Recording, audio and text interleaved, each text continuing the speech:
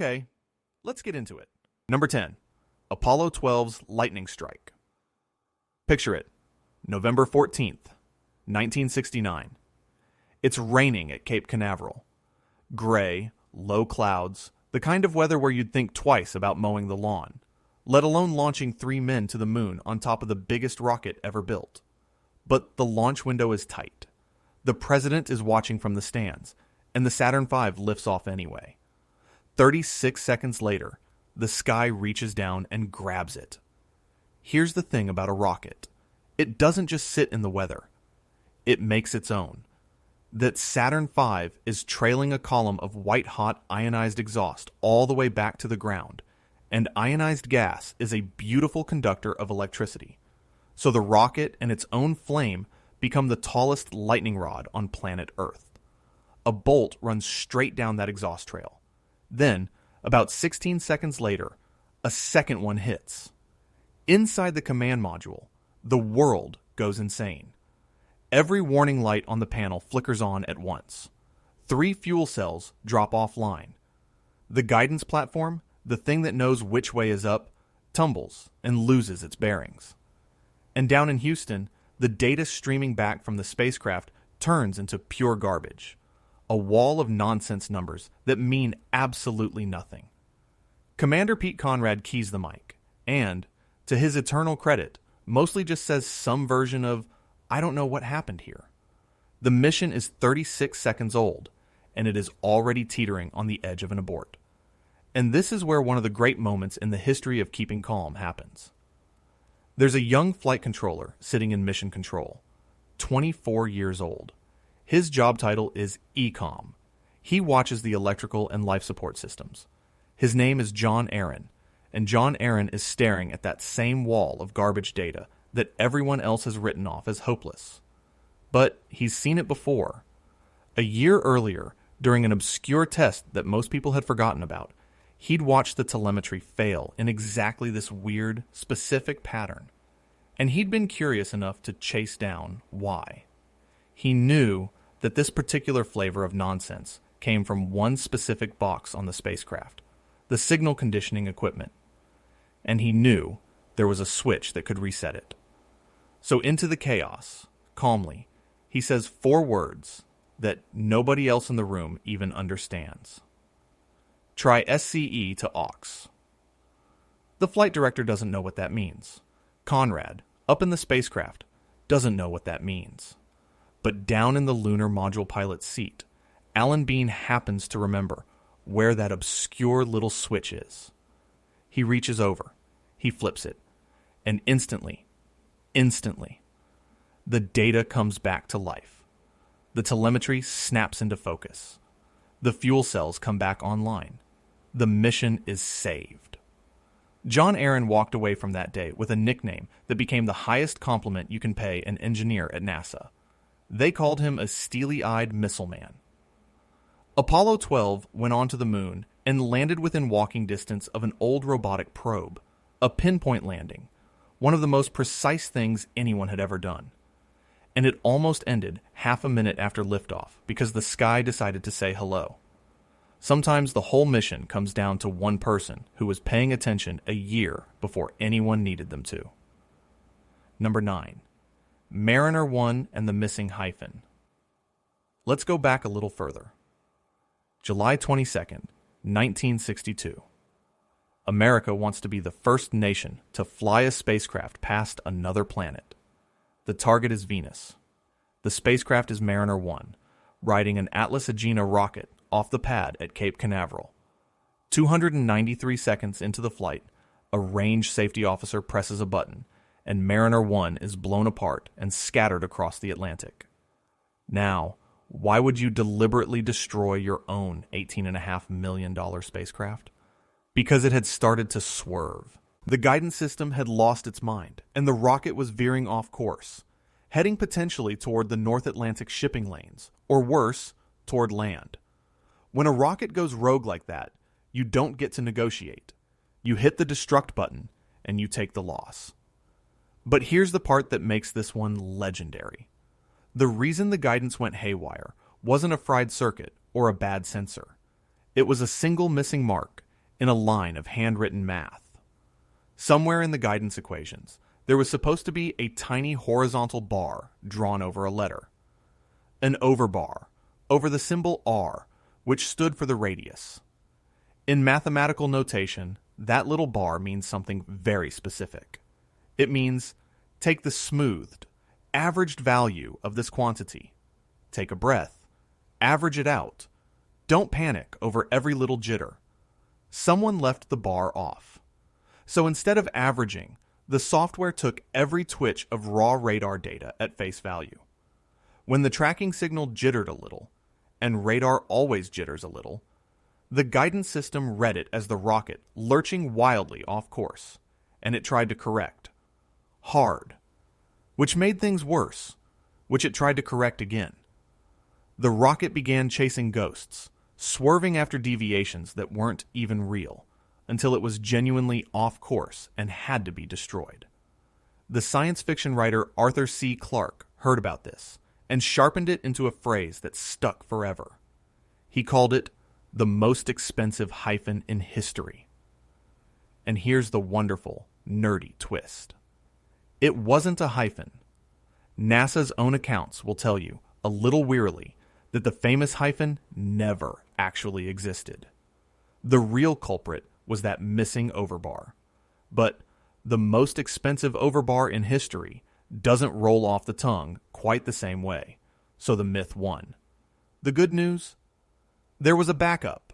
Mariner 2 launched just weeks later, flew perfectly, and became the first spacecraft in history to successfully reach another planet.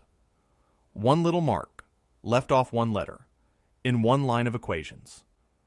That's all it takes to turn a triumph into confetti over the ocean. Number 8. Galileo's stuck antenna. Galileo was going to be the crown jewel. Launched in 1989, it was a flagship mission to Jupiter. To orbit the giant planet, drop a probe into its clouds, and study its moons up close for years. And to send all that data home across roughly 600 million kilometers of empty space, it needed a big, beautiful, high-gain antenna. That antenna was designed to open like an umbrella. 18 ribs, folded down for launch, that would unfurl into a wide metallic mesh dish once the spacecraft was safely on its way.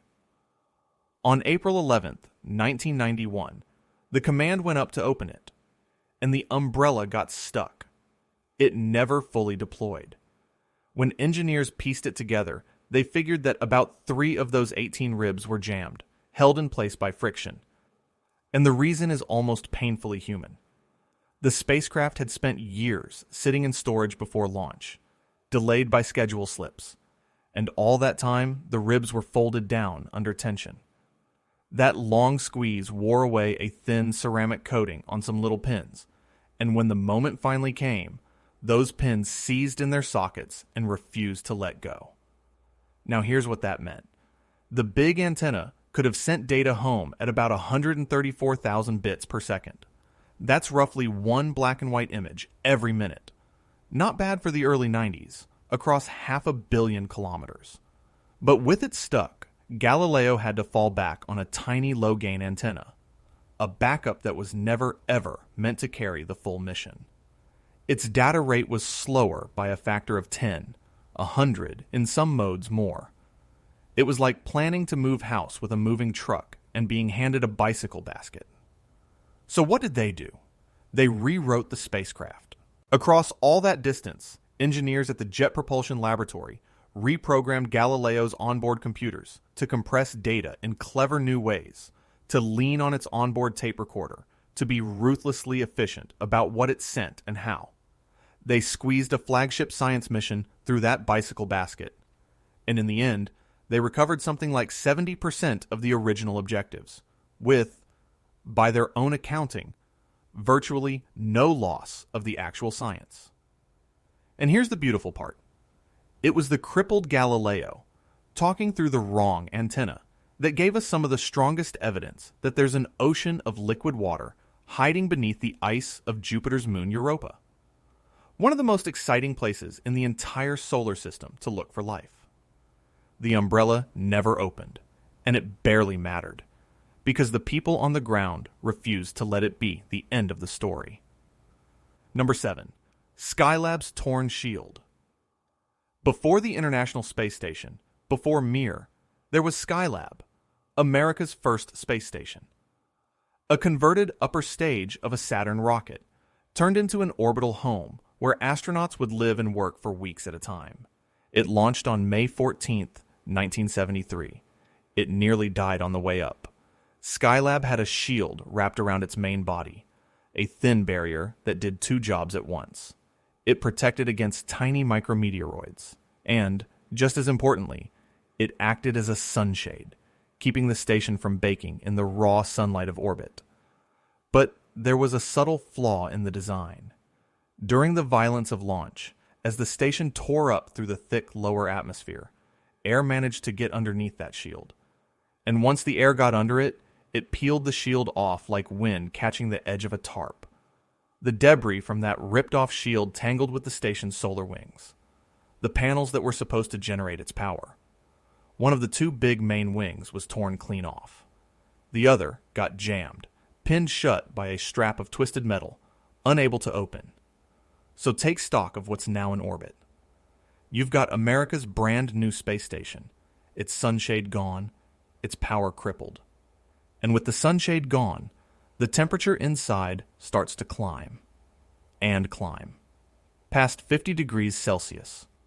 That's over 120 degrees Fahrenheit, inside, with the food and the film and the delicate experiments all slowly cooking. The station is uninhabitable, and it hasn't even had a single visitor yet. NASA held the first crew on the ground for about 10 extra days, and in those 10 days, engineers at Marshall Space Flight Center did something remarkable. They invented a fix, several fixes actually, and tested them, and rehearsed them. When the crew, Pete Conrad, Paul Weitz, and Joseph Kerwin, finally arrived, they pushed a device out through a small scientific airlock and popped it open like, of all things, a parasol. A giant umbrella for a sunshade. And it worked. The temperature inside came sliding back down to something a human could live in. Then, on a later spacewalk, they wrestled that jammed solar wing free, and the power came back. Skylab went on to host crews for a total of about 171 days and returned a mountain of science. But for a few tense days in May, the first American space station was an overheating, powerless metal can, saved from a lonely death by an umbrella, and a couple of astronauts willing to go outside and fix it with their hands. Number 6. The Mars Climate Orbiter's Unit mix-up. This one doesn't have an explosion. It doesn't have lightning, or a torn shield, or a screaming alarm. And that's exactly what makes it so quietly horrifying. September 23rd, 1999. NASA's Mars Climate Orbiter has spent 9 months crossing the void, and it's finally arriving at Mars. It swings around behind the planet to slip into orbit, and it never comes back out. It's gone. $125 million of spacecraft vanished into the Martian atmosphere. Now, when they went looking for the cause, they didn't find a broken part. They didn't find a bad weld or a fried chip. Every single component on that spacecraft worked exactly the way it was designed to work. And that's the unsettling bit. The machine was flawless. The mission still died. Here's what happened. Building and flying a spacecraft is a team sport. One team at Lockheed Martin wrote software that calculated the little nudges from the spacecraft's thrusters, and they expressed the strength of those nudges in a unit called pound force seconds. Good old imperial units. Meanwhile, another team, the navigators at the Jet Propulsion Laboratory, took that data and fed it into their software. But their software expected the numbers in metric. Newton seconds. 1 pound force is about 4.5 newtons. So every time the navigation team read a number, it was off by a factor of about 4.5. And nobody caught it. Not for 9 months. Over that long, quiet cruise to Mars, that mismatch added up. Tiny error compounding on tiny error, slowly nudging the spacecraft's path off from where everyone thought it was. When Mars Climate Orbiter finally arrived, it was supposed to skim the top of the atmosphere at a safe altitude of maybe 150 kilometers. Instead, it came in at something closer to 57 kilometers. Far too low. Deep into the air, where the friction and heat tore it apart. The most expensive rounding error in the history of the human species. Not because anything broke, but because two groups of brilliant people were speaking two different languages, and nobody stopped to ask which one they were using. There's a lesson in there that goes way beyond spaceflight. The mistakes that get you aren't always the dramatic ones. Sometimes it's the boring little assumption that everyone forgot to check. Number 5. The Genesis capsule's reversed switch. Genesis was a mission to catch the sun. Not literally, obviously, but close. It flew out into space, opened up delicate collector plates, and for over 2 years it just sat there, patiently gathering particles of the solar wind, the thin stream of atoms constantly blowing off the sun. These were pristine samples of the raw material the entire solar system was built from. Priceless, irreplaceable, and then it had to bring them home. On September 8th, 2004, the Genesis return capsule came screaming back into Earth's atmosphere over Utah, aiming for a gentle descent under parachute. The plan was almost theatrical. A helicopter with a hook was going to snag the parachute in midair, so the fragile samples never even touched the ground. The parachute never opened. The capsule fell out of the sky and hit the desert floor of the dugway-proving ground at about 310 kilometers per hour.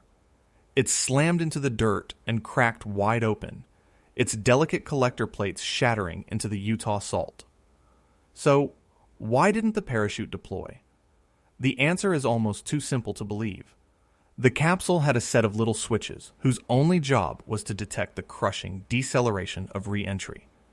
When they felt the spacecraft slamming into the atmosphere and slowing down hard, they were supposed to close, and that would start the whole parachute sequence. Those switches were installed backwards. They were mounted in the wrong orientation, pointing the wrong way relative to the force they were built to sense. So, when re-entry came and the deceleration hit, the exact thing these switches existed to detect, the force passed right by them. They never felt a thing. They never closed. The parachutes just waited for a signal that was never going to come. And here's the detail that turns this from a mistake into a tragedy of process. There was a test. A centrifuge test that spins the hardware and would have caught this exact error, would have revealed that the switches were pointing the wrong way. That test had been done on an earlier, similar mission. But for Genesis, someone assumed the design was basically identical to that earlier probe, close enough that the test could be skipped. It wasn't identical, and the test that would have saved the mission was left undone. Now, there's a small mercy at the end of this one. Even smashed into the desert, scientists managed to carefully recover some usable samples from the wreckage. 20 years later, they were still pulling real discoveries out of those shattered collectors. The science wasn't entirely lost. But my God, the way it came down. Years of patient work in orbit, undone in the last few minutes, because two little switches were facing the wrong way, and nobody spun them to check. Number 4. Nauka spins the space station. Everything so far has been robots, or crews who were fine in the end. This one had 7 people on board, in real time, and for about 45 minutes it was genuinely out of control. July 29th, 2021. A big new Russian module called Nauka has just arrived at the International Space Station after its own long, troubled journey to orbit. It docks. Everyone breathes out. A new room has been added to humanity's home in space. The crew go about their business. And then, about 3 hours after docking, Nauka's thrusters start firing. All by themselves. Nobody told them to. Imagine that. You've just bolted a new module onto the station, and that module suddenly decides to fire its engines, as if it's trying to fly away. Except it's now attached to the entire $100 billion complex, with people inside. The thrust starts shoving the whole station around. The International Space Station begins to rotate, slowly, ponderously, out of its careful orientation.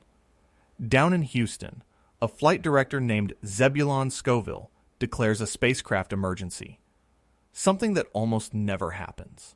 And the numbers that came out later are genuinely startling. The station didn't just tilt a little. Early reports said 45 degrees, but the truth was much bigger.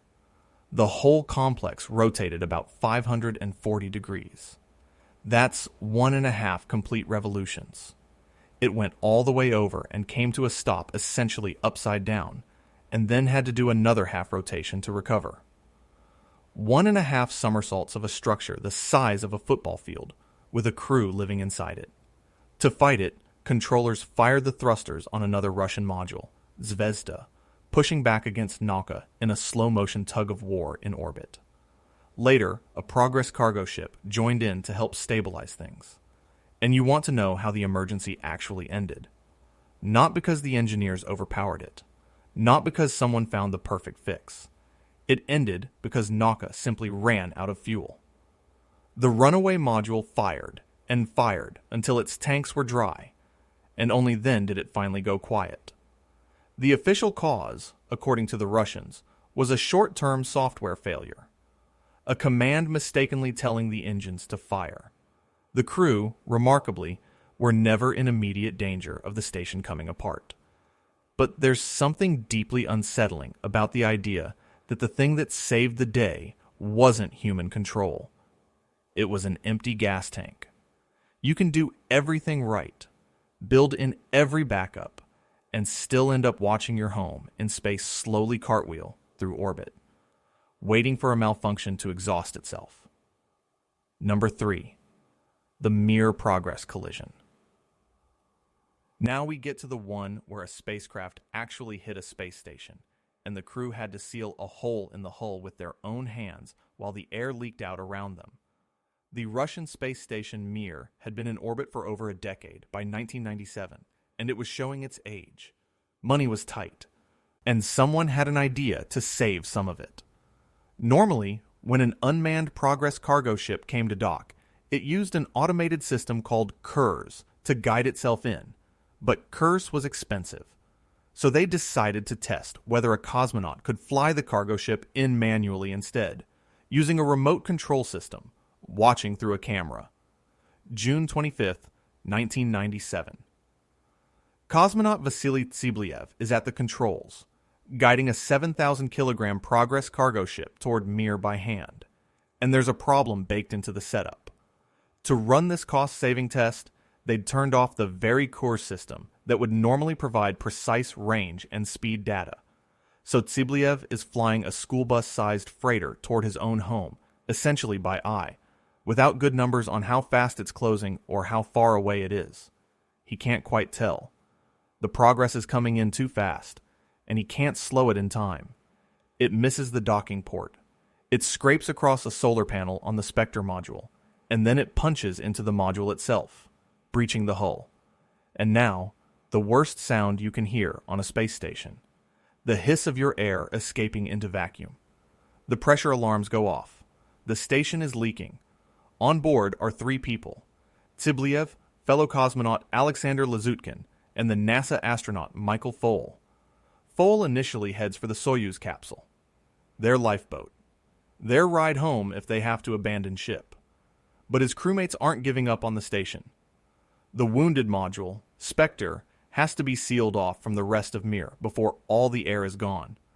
But there's a tangle of cables and hoses running through the hatchway, power lines, air ducts, that are keeping the hatch from closing. So Lazutkin, with Foale helping, starts frantically cutting and pulling those cables, disconnecting them by hand, racing against the falling pressure to get that hatch shut and slam the door on the leak. They did it. They sealed off Spectre, isolated the breach, and stopped the depressurization before it reached the point of no return. The module was lost, left sealed, and vented to space. But the station survived, and so did they. Think about the chain of decisions there. A cost-cutting test. A safety system switched off to save money. A pilot flying half-blind on purpose. And it ends with human beings tearing cables out of a wall with their bare hands to keep from suffocating. That's the thing about malfunctions in space. Sometimes the machine fails because of a choice a person made in a meeting on the ground months earlier about a budget. Number 2, Hubble's flawed mirror. The Hubble Space Telescope was supposed to be humanity's perfect eye. A telescope above the blurring blanket of the atmosphere that would finally see the universe in crystal clarity. It launched on April 24th, 1990, riding the Space Shuttle Discovery into orbit, carrying the hopes of an entire scientific generation. And then the first images came back, and they were blurry. Not catastrophically, obviously broken blurry. Subtly, maddeningly, wrongly blurry.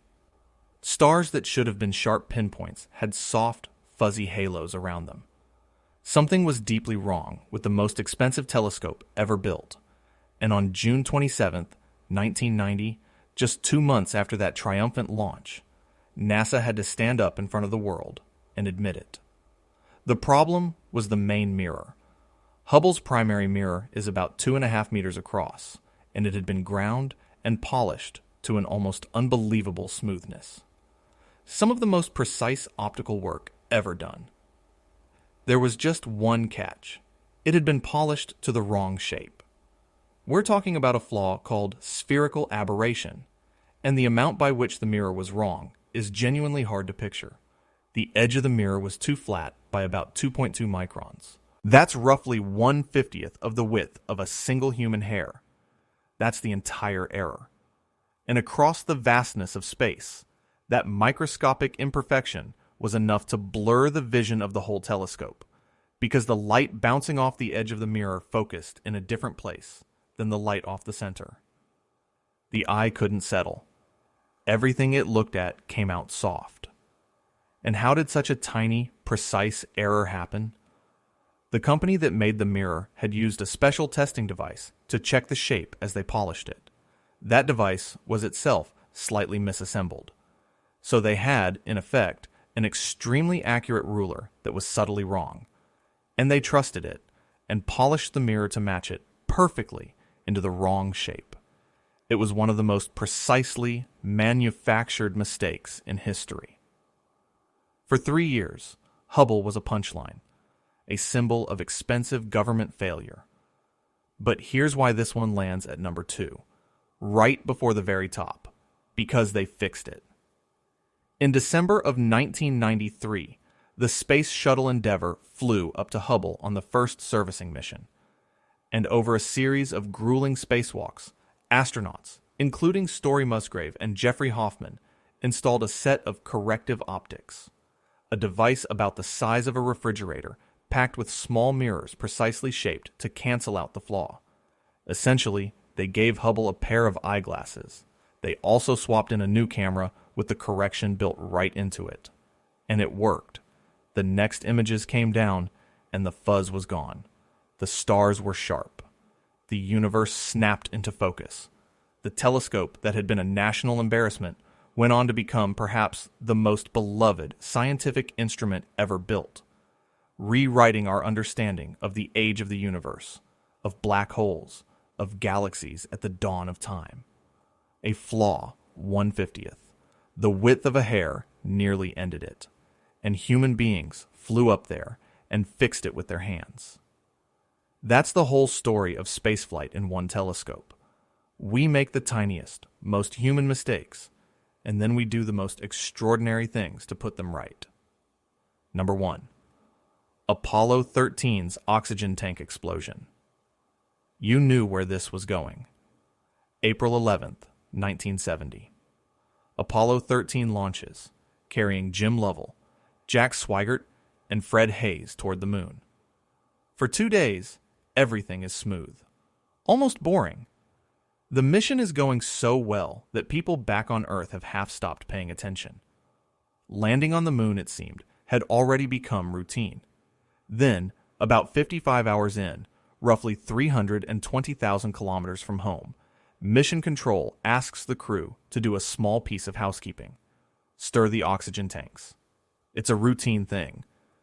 The super cold liquid oxygen in the tanks can stratify, settle into layers, and a little stir with some internal fans keeps the readings accurate. Jack Swigert flips the switch to stir tank number 2, and the side of the spacecraft blows out. There's a bang. The whole ship shudders. Warning lights bloom across the panel. And then Jim Lovell looks out the window and sees something that turns his blood cold. A cloud of gas venting out into space around the ship. It's their oxygen, their breathing air, their power, their water, all of it tied to those tanks. And it's pouring out into the void. Swigert makes the call, in that famous flat professional tone. Okay, Houston, we've had a problem here. Now here's the part that I find almost unbearable, looking back. The thing that killed that tank didn't happen in space. It happened years earlier, on the ground, and nobody knew. Way back in 1965, during the design process, someone had upgraded the allowable voltage to the little heaters inside those oxygen tanks, from 28 volts up to 65 volts. Perfectly reasonable change. But there was a small thermostatic switch inside, a safety cutoff, and nobody updated that switch to handle the new higher voltage. A loose thread in the design that just sat there, harmless, for years. Then, before this specific flight, during a test on the launch pad, the heaters in that tank were run for a long stretch. The higher voltage flowed through that little switch that was never rated for it. The switch tried to open, and instead it welded itself shut. And with the safety cutoff jammed, the temperature inside climbed to something like 1,000 degrees Fahrenheit, hot enough to bake and crack the Teflon insulation right off the wiring inside the tank. The tank was quietly, invisibly ruined. And then they filled it back up with liquid oxygen and put it on a rocket and sent it to the moon. So when Jack Swigert flipped that stir switch, the fans spun up, the bare, damaged wires sparked in an atmosphere of pure oxygen, and the whole thing caught fire and burst. A wound inflicted 5 years earlier finally opened, 250,000 miles from any help.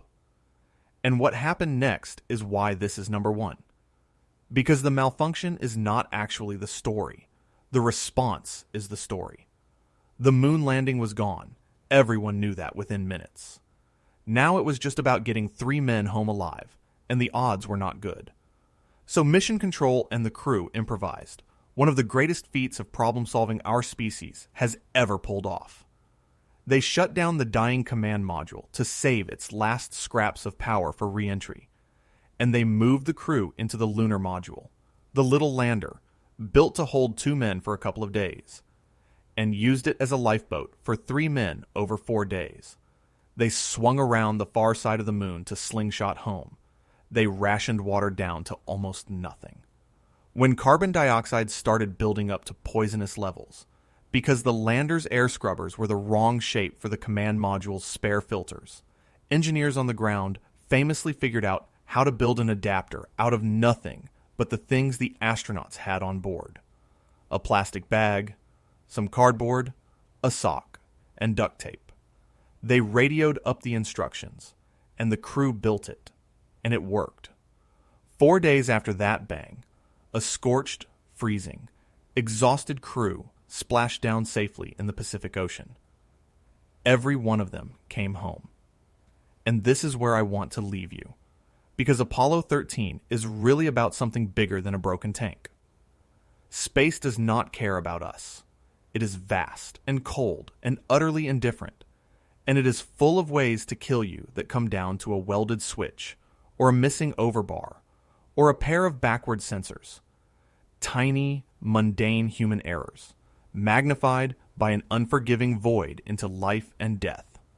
That's the terror of every story on this list. But look at the other half of it. Every single time, the thing that answered the void was people. A 24-year-old remembering an obscure switch.